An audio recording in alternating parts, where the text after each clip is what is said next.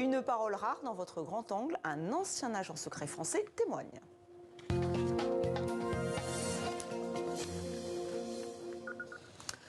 Le secret est son métier, enfin c'était 25 ans au sein de la DGSE, le service secret français. Aujourd'hui il revient sur un parcours qui fait souvent fantasmer. L'homme de Tripoli est sur notre plateau. Bienvenue Jean-François Lillier. Merci beaucoup. C'est donc le titre de vos mémoires, mémoires d'agent secret, paru chez Mareuil Éditions. Alors ça se lit un peu comme un, j'espère que vous n'y verrez pas de problème, mais un John Le Carré ou un Ian Fleming, sauf que c'est vrai. Vous étiez en poste en Libye de 2009 à 2012. Vous avez assisté à la chute du colonel Kadhafi, où la France a joué un rôle important. Mais d'abord, pourquoi sortir de l'ombre, vous, l'agent secret ? Parce que je fais un métier...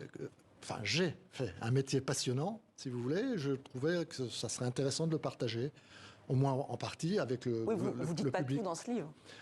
Il y a forcément un devoir de réserve, vous pensez bien. Mais tout ce que je dis dans le livre est vrai. J'ai essayé de parler vrai. Voilà. Et ça se ressent, c'est vrai. Alors votre livre est fourmi de détails, de révélations. Le petit nom de la DGSE, c'est la boîte, la centrale et non pas la piscine, ce qui est couramment usité. Et si vous n'êtes pas 007, c'est quand même le fantasme de l'espion, vous êtes un OT, officier traitant. Voilà, c'est ça. Un officier traitant, si vous voulez, c'est un agent secret. Et vous avez donc un matricule, un pseudonyme, et parfois vous travaillez aussi à découvert. On a un matricule qui nous sert un peu, je le cite dans le livre, de signature électronique, si vous voulez, dans les documents qu'on produit. Et on a un nom, on nous donne un nom d'emprunt, enfin, pour effectuer des missions clandestines. Et vous avez le droit de tuer et aussi de vous faire tuer. On a surtout le droit de se faire tuer, même si c'est quand même heureusement pas le plus courant, mais c'est un métier qui a des aspects dangereux, bien entendu, oui. Et vous l'expliquez dans le livre, vous avez choisi ce métier parce que vous vouliez lutter contre le terrorisme, ce qui vous a amené en Libye ?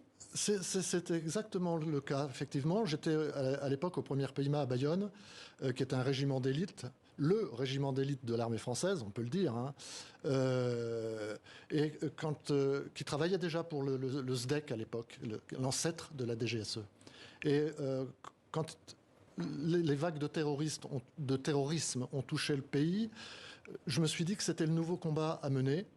Et c'est comme ça que j'ai intégré, si vous voulez, la centrale pour combattre ce fléau, en fait. Et donc vous avez eu plusieurs lieux d'affectation, oui. Et donc la Libye. La Libye, vous arrivez à un moment où les relations sont plus cordiales avec la France. Oui, absolument. Les relations sont bonnes avec le régime libyen. Oui. Hein. On se rappelle de l'invitation d'ailleurs de Nicolas Sarkozy. De Muammar Kadhafi. Donc les relations sont apaisées et les Libyens ont besoin de nous quand même. Et comme on a besoin d'eux, on a un intérêt croisé, notamment dans ce domaine de la lutte contre le terrorisme. Et c'est pour ça que vous arrivez vraiment sous votre vrai nom, en fait. Là, vous n'êtes plus du tout un agent secret. Vous avez une expression assez amusante. J'arrivais sur le terrain avec une grande pancarte dans le dos, espion de Sarko. Oui, c'est ça. Pourquoi cette stratégie ? C'est parce que c'est une des fonctions de la boîte, de la DGSE donc, c'est d'entretenir des relations officielles. C'est la partie officielle de notre travail avec des services spéciaux étrangers où nos postes sont implantés. L'autre partie est justement celle de l'agent secret où on fait du travail de renseignement clandestin pour rechercher du renseignement secret sur le pays où on se trouve. Donc au début, vous essayez de rencontrer les personnalités qui sont autour du colonel Kadhafi. Alors vous leur parlez en français, en anglais, en arabe ? Oui, forcément. D'ailleurs, dans ce type de pays, il est fortement conseillé de parler la langue du pays parce que c'est difficile. Vous savez, les gens ne sont pas tous francophones. Et même s'il y en a quelques-uns, et même parfois de qualité, ni anglophones.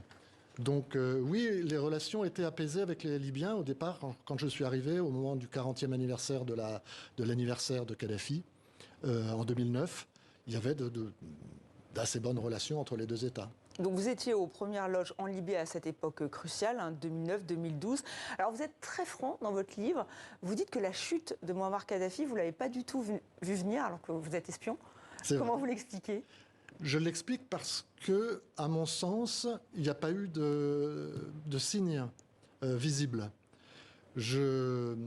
En tant représentant de la boîte, vous imaginez bien que j'avais des contacts à tous les niveaux de la société, et pas un seul des contacts n'a vu quoi que ce soit arriver.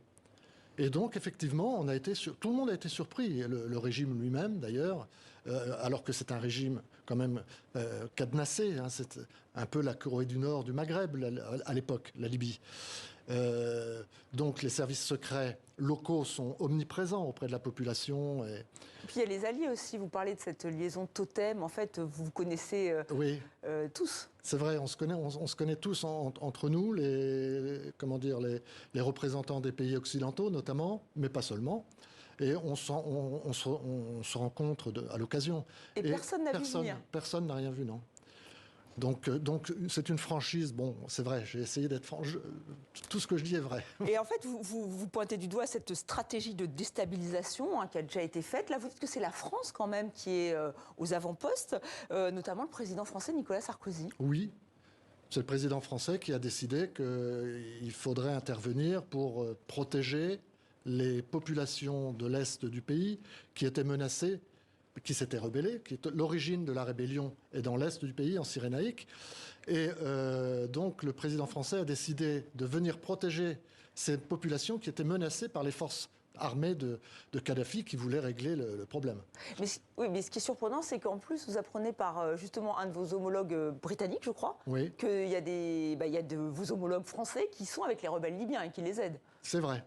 Alors c'est dans un deuxième temps, je dirais qu'effectivement le service action de notre service est venu sur le terrain en Libye pour former les rebelles au maniement des armes, pour les encadrer, pour les aider à s'organiser et à manœuvrer contre les forces armées de Kadhafi. Et donc c'est cloisonné à un point tel que vous n'êtes pas du tout au courant. Oui, c'est ça. Ça peut être quand même un peu compliqué. C'est compliqué, oui, c'est compliqué. C'est un peu étonnant parce que dans une telle situation, on a envie de dire que les efforts communs devraient être joints pour avoir de meilleurs résultats. Alors, votre mission, vous, c'est tenter de recruter là aussi et de retourner des personnalités clés, à trouver des défecteurs de bon niveau. On vous répète ça en mantra. Alors, vous en trouvez, Moussa Koussa, mais finalement, ce sont les Britanniques qui seront les plus forts à côté de C'est les Britanniques, oui, qui tirent les marrons du feu, oui, exactement, avec Moussa Koussa. Mais je ne sais pas si les Britanniques... Je ne crois pas même que les Britanniques soient en fait impliqués véritablement. Il se trouve que Moussa Koussa avait beaucoup de liens personnels avec la Grande-Bretagne. Et donc... manifestement, ça ne l'intéressait pas de venir en France. Et donc, on a été appâté par un de ses émissaires qui nous a fait croire qu'il était intéressé de faire défection pour la France, alors qu'en fait, il était intéressé pour faire défection pour l'Angleterre. Et voilà, donc il est parti en Angleterre. Alors c'est vrai que vous nous parlez de vos indiques. Alors je ne sais pas si on dit exactement indiques. Hein. Donc il y a ce haut fonctionnaire libyen Jasmin qui ne vous semble pas très très fiable. Il y a Gabi, il y a Fatih. Il y a quelque chose qui vous choque, c'est le fait de décider d'évacuer l'ambassade de France. Pourquoi ? C'est choquant parce que, justement, quand on est dans ma position, on a envie de dire que c'est au moment où il y a des problèmes qu'il faut être là pour renseigner. Et donc, je m'attendais à ce qu'effectivement l'ambassade soit... On l'a su 48 heures avant l'évacuation que l'ambassade allait fermer. Et qui vous donne l'ordre ? Ben ça vient de Paris. C'est le ministère des Affaires étrangères qui dit, bon, on ferme l'ambassade. Mais à ce moment-là, moi, je pense quand même que le service va rester sur place. Donc pour vous, c'est au-dessus, c'est le président français qui aurait donné l'ordre ? Oui, c'est le président français, bien entendu. Bien entendu. Et d'ailleurs, vous devez tout supprimer, mais tout n'est pas supprimé. Là aussi, parfois, on a l'impression qu'il y a des ratages assez surréalistes. Tout doit être supprimé, effectivement. On a des cahiers de consignes qui nous guident pour supprimer tel matériel, pour détruire tous les papiers. Voilà, et il y a un matériel qui nous échappe, effectivement, un matériel secret qui est utilisé pour le chiffrement de nos liaisons, donc un matériel très sensible. Pour lequel je ne suis pas au courant. Alors pourquoi ? Quelle est la raison ? Je n'ai pas de réponse. Le droit de réserve ? Non. Vous avez bien votre opinion, parce que vous la donnez souvent, votre opinion dans ce livre. Voilà. Alors, Je pense qu'il y a une faute, si vous voulez. Pour vous, il ne fallait pas. Bah oui, il y a une faute, fatalement. Mais je ne sais pas à quel niveau. Voilà. Alors vous êtes catégorique en revanche, ce ne sont pas des espions français qui ont tué le colonel Kadhafi. C'est vrai que ces images ont fait le tour du monde. Pour vous, les Français, pour le coup, n'ont rien à voir avec ce qui s'est passé. Non, c'est une part de fantasme ou de, vous savez, la fameuse théorie du complot.